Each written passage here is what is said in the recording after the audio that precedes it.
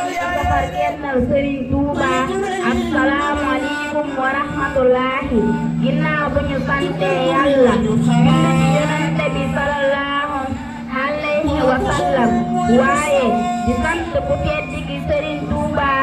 di ñaanal Serigne Mountakha Mbacké mu yàgg fi lool te wér di ko ñaanal Serigne Cheikh Jëmb Fall moom it mu yàgg fi lool te wér di ko ñaanal mboolem jullit yépp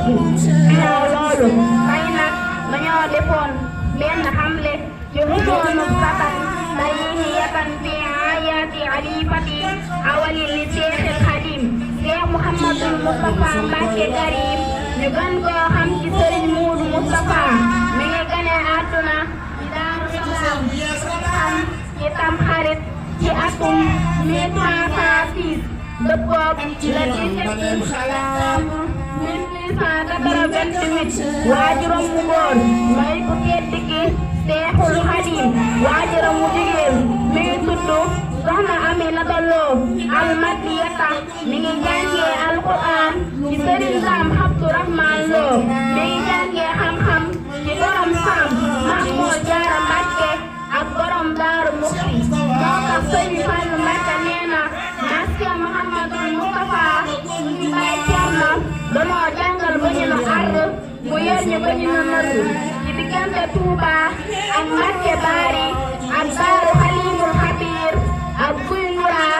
ak Daaru Manaan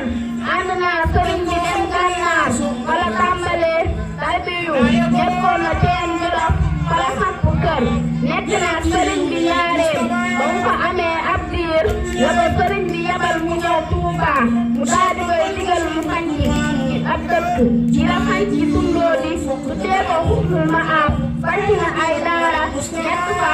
ak donga yi di jàngale ak di tarbiya ak di liggéey di jox sëriñ bi bindal na Serigne Touba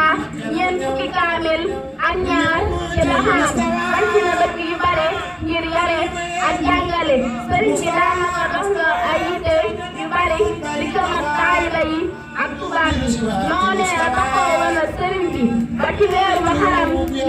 1346 dëppoog la 25 septembre 1927 ba Serigne Touba laaf ko ci Njaaréem mu jële ko fa andi ko Touba wóotu ko def xalifaam taxaw ab taxawaayam ngir yaatal yoon wi ak yar njaboot gi ak taxawu taaliba yi ak mottali naali dëkk yi la sanci Naydi ak Touba Kanil ak Madina Taif ak Bayda ak Daaru Nahim ak Daaru Salaam Gale ak Daaru Islam ak Daaru Manaan ak Daaru Ñaahin ak yeneen dëkk mu daal di tàmbale benn le yoon wi ak sanci yi tàmbale yit yoonu saxaar gi ginnaaw jëf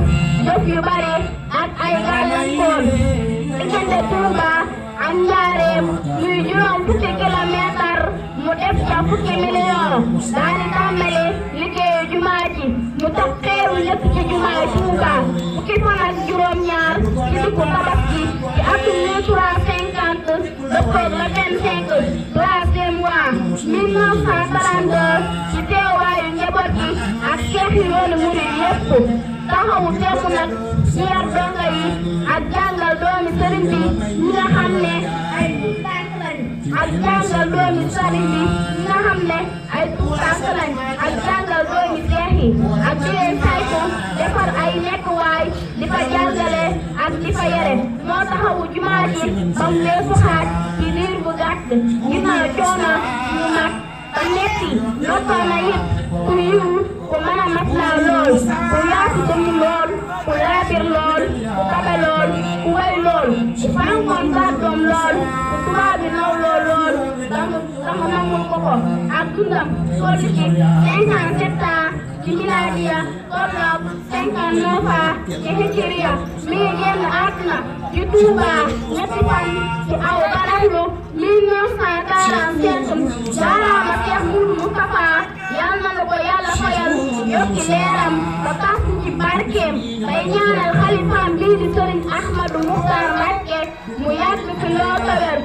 ak mboolem jul njaboot yépp wa kullu aamin wa antum bi xayri wa salaamu aleykum wa rahmatullahi jërëjëf ci sëriñ